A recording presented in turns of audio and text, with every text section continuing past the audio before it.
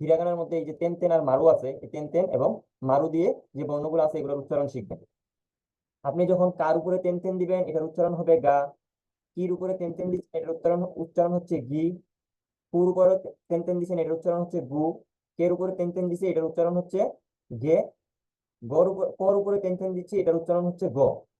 একইভাবে সার উপরে তেন তেন দিচ্ছি এটার উচ্চারণ হচ্ছে যা, শির উপরে তেন তেন দিচ্ছি এটার উচ্চারণ হচ্ছে জি, সুর উপরে তেন তেন দিচ্ছি এটার উচ্চারণ হচ্ছে জু, সের উপরে যখন তেন তেন দিছি এটার উচ্চারণ হচ্ছে জে, সর উপরে যখন তেন তেন দিছি এটার উচ্চারণ হচ্ছে জ।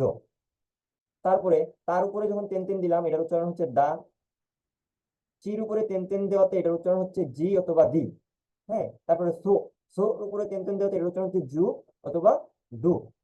তের উপরে তেন তেন দিলে এটার উচ্চারণ হবে দে, তোর উপরে উচ্চারণ দিলে এটার উচ্চারণ উচ্চারণ হবে দ। তোর উপরে যখন আমরা তেন তেন দেবো এটার উচ্চারণ হবে দ। তারপরে হা লাইন, হার উপরে যখন আমরা তেন তেন দিলাম এটার উচ্চারণ হয়ে গেছে কি বা। হির উপরে তেন তেন দিলে এটার উচ্চারণ হবে বি, সুর উপরে তেন তেন দিলে এটার উচ্চারণ হবে বু, হের উপরে যখন তেন তেন দিবা তখন এটার উচ্চারণ হবে হচ্ছে বে, আর হর উপরে তেন তেন দিলে এটার উচ্চারণ হবে ব। একইভাবে আমরা যখন হার উপরে মারু দিব তখন এটার উচ্চারণ হবে